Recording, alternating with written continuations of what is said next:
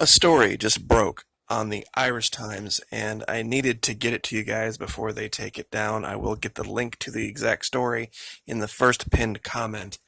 For this particular video, we are just going to have to put all the YouTube bullshit aside because this is way too important to mess around with monetization or any of that crap. They just admitted something, and it's something that has to do with the early stages of this investigation. Back about a month ago when we were talking about all of the different warnings coming from the WHO and the CDC about this outbreak of Ebola in the Democratic Republic of the Congo. They were deathly afraid of the outbreak getting to this city called Goma. I'm going to zoom in on it here. It's right here on the northern part of this lake. It's apparently a trade post. It's a crossroads. They said if it got here, they would pretty much lose control of it. Well, Goma is already quarantining people at this point right now. It's being reported, and that they're saying now it's not a matter of if it gets there, but when. Now, real quick, let's just go up here. Allegedly, it started, allegedly back in 2017, it started way, way, way over here on the western side of this country at a place called Mbandaka here. And these were all the stories from 2017, 2018, the one about the guy that, or the whoever broke out, the patient that broke out, went to pray with the 50 people and then infected everybody. Well, that was here.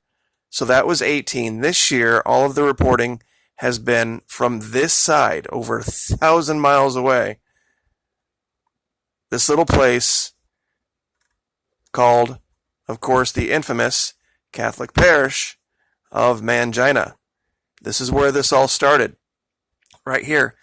And it has moved south first to this place called Beni, and then down to eventually Butembo, which is here. Now, this is what they've said. They have now seen it cross the border to the east into Uganda. But down here, there was this city they were deathly afraid of it getting to. It's on the border of Rwanda. It's called Goma. And let me read you that article now. This is from the Irish Times. This was 7 hours ago. City of Goma braces itself for Ebola outbreak. At least 1,365 people have died. Actually, that number's up to 1,400 now. It's actually 1,440 have died since the Ebola outbreak began last August. But down here, I want to show you what they have revealed. And this should, if you haven't listened to me about preparing for this yet, this should make you do it.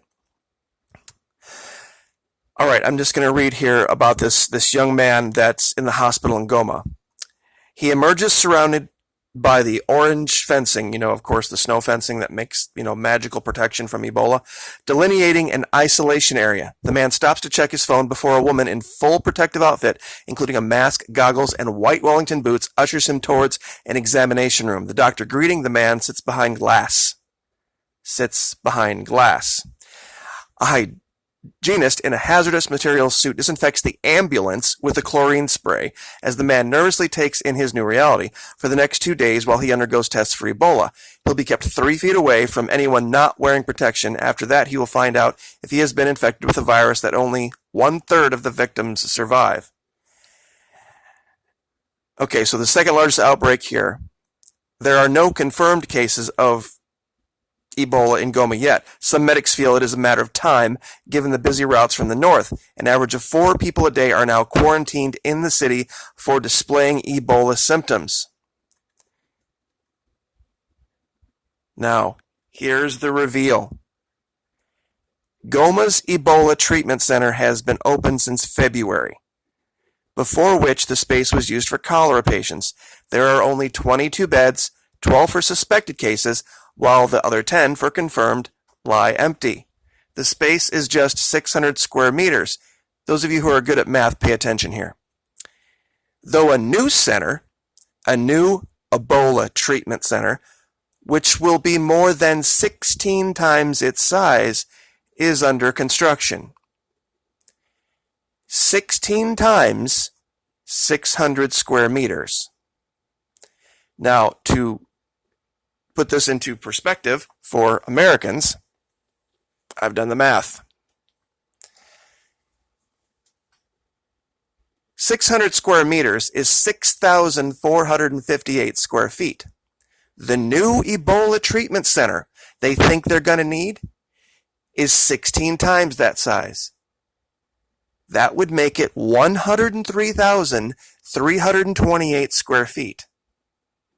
Guys, do you know how big that is? That's an entire Manhattan City block. An eighth of a mile square.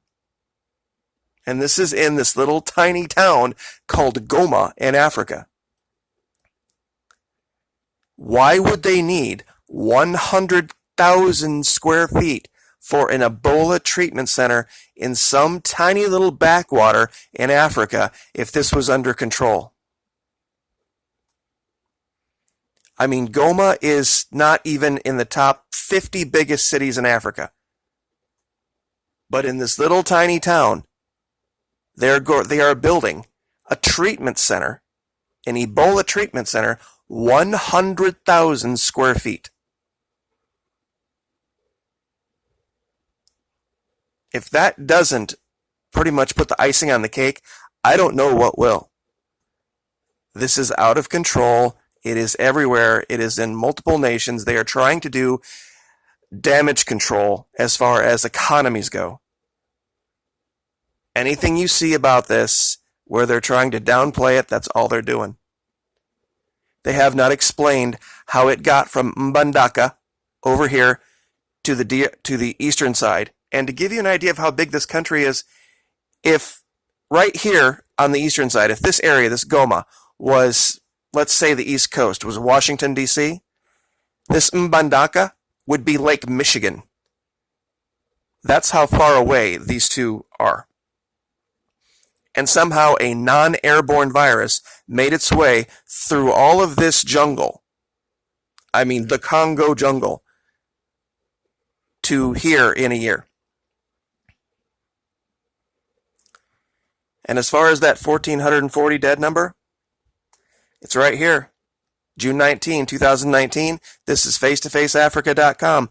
1,440 dead. It took 7 months to get to the first 1,000 cases, 2 months to get to the next 1,000. And the last time I reported numbers, the numbers were like 1,200. And that was only a week or two ago. And finally, and I mean, I don't normally quote the New York Times, but this is an opinion piece. And they're basically saying time is running out to stop this. There is no way this is not. I'm going to call it right here, and you can call me on it. This next election coming up, the questions are going to be about this. They're not going to be about the economy. They're not going to be about the border. Well, they might be in the border in the extent as how are we going to seal up our country from this? How are we going to stop people from coming here? And what is your plan to, if you were president, to stop Ebola? That's going to be the subject of the debates. Not regime change wars, not the economy, nothing. Because it's too, I think at this point, it's laughable, the idea of our government being honest enough and coordinated enough to work together to keep us safe. We're going to have to keep ourselves safe. And we're going to have to put politics and all that stuff on the back burner. The big four: gloves, masks, N95 respirators. They're not that expensive. As much hand sanitizer as you can possibly get. I have 9-gallon bottles sitting 2 feet from me. And stay out of public places as much as you possibly can. No Uber, no Lyft, no taxis, no buses, no trains, no airports, no theme parks, shopping malls. If you've got to go out, make it only for the essentials, and see if you can get together with your neighbors, make one run for the month. Seriously. It is that serious right now.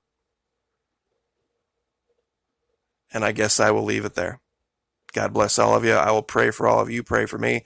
Like, share, subscribe. We'll see you next time.